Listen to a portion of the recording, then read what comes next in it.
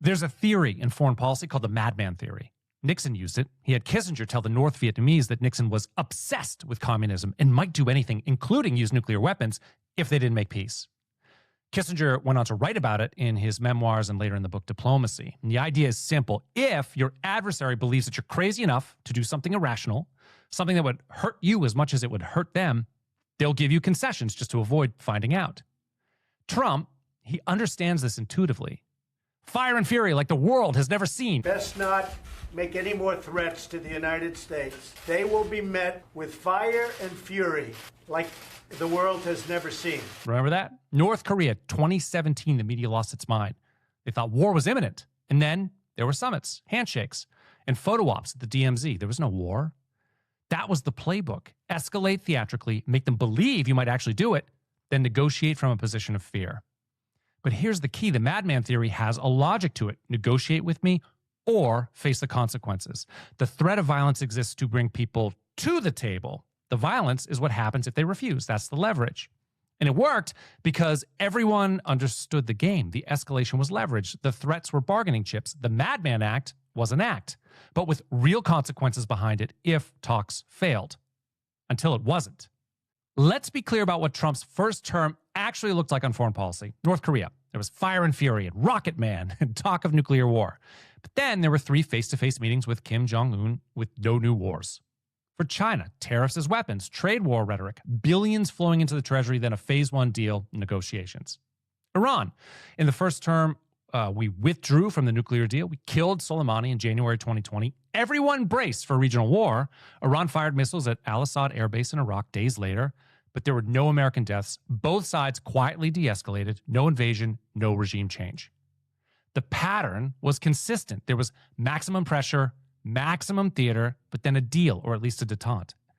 And here's the thing. It wasn't totally crazy. It was actually coherent. But the madman approach only works if the violence is conditional, if it's the consequence of refusing to deal, not the backdrop of dealing. The moment you bomb someone during peace talks, you haven't raised the stakes. You've eliminated the reason to negotiate in the first place. Why come to the table if the bombs are going to fall anyway? The bluff becomes worthless because it's not a bluff anymore. Twice now, June 2025 and last weekend, the United States has bombed Iran while negotiations were actively ongoing. In June, there were talks through Oman, progress was being made, then Operation Midnight Hammer. There were hundreds of strikes on nuclear facilities. Trump goes on television, says he obliterated their program. And this weekend, Geneva talks. Iran's foreign minister says a deal is within reach.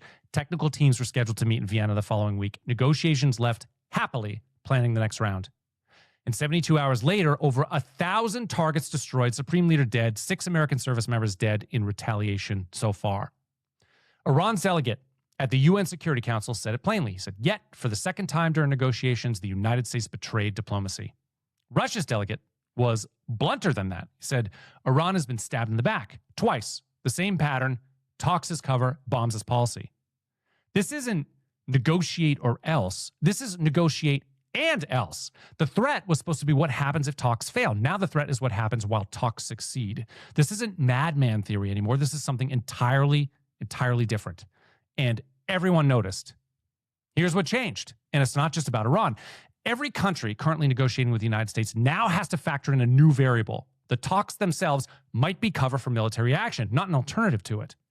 The evidence is already in. Ali Larijani, who is the secretary of Iran's Supreme National Security Council, posted on X, "We will not negotiate with the United States." He called Trump delusional and said Trump turned his self-made America First slogan into Israel First and sacrificed American soldiers for Israel's power-hungry ambitions.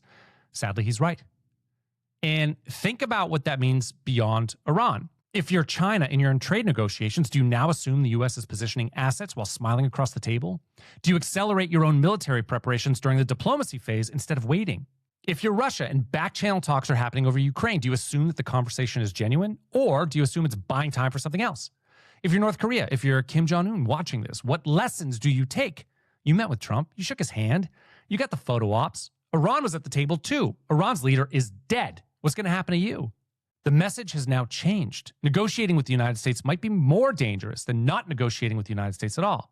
That's not strategic ambiguity. That's strategic suicide because the value of American diplomacy depends on the other side believing that talks are real. The moment they assume talks are theater, that the decision to strike was made before the first meeting, they stop coming to the table. Or worse, they come to the table while preparing for war, because that's what we taught them to do. International relations isn't about trust in the sentimental sense. Nobody thinks nations are friends necessarily, but there's a fundamental trust, a predictability that makes diplomacy possible. You have to believe that the other side wants a deal more than they want a war. You have to believe the process is real. Otherwise, why would you ever make the concession? Why would you ever show your cards?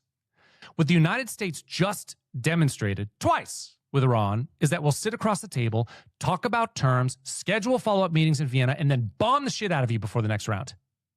UN Secretary General Guterres said it this way, he said, "I deeply regret that this opportunity of diplomacy has been squandered." Oman's foreign minister, who'd been mediating, put it more sharply, said active and serious negotiations have yet again been undermined. Neither the interests of the United States nor the cause of global peace are well served by this. He's right. The Iranians now know it, and they're not coming back to the table. Why would they? But here's the part that should concern every American. It's not just Iran who's learned this lesson. Every foreign minister on earth watched Geneva turn into 1,000 targets in 72 hours. Every intelligence service is updating their models. The United States just made it fundamentally less capable of resolving conflicts through diplomacy. Not because our offers aren't attractive. We got a lot of money. I mean, we're broke, but we got a lot of money. We print it. But because nobody believes that the process is real anymore. We burned that credibility twice in 8 months.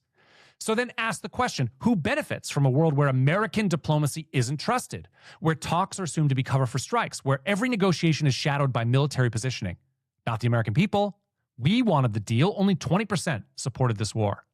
Not American service members. They're the ones under fire when diplomacy turns into combat operations.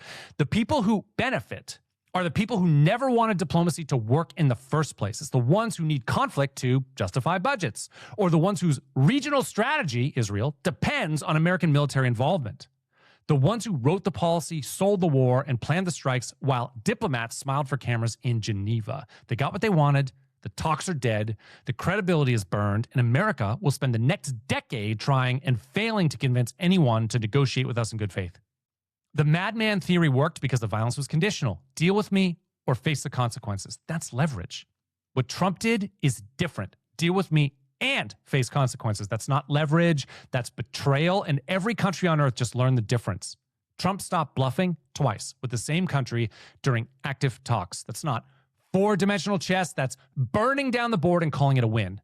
Iran noticed, China noticed, Russia noticed, North Korea noticed, the UN noticed, so did all of our allies in the Gulf. Every country we'll ever need to negotiate with, they all noticed. The United States just taught the world that talking to us might be more dangerous than not talking to us, that our diplomats might be buying time for our bombers, that progress in negotiations might mean you're about to get hit.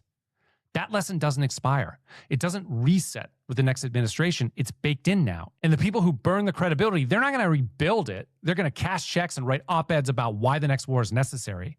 The madman stopped bluffing, and now we all pay for it. You wear the flag on your dress like a cataract. The dual colors see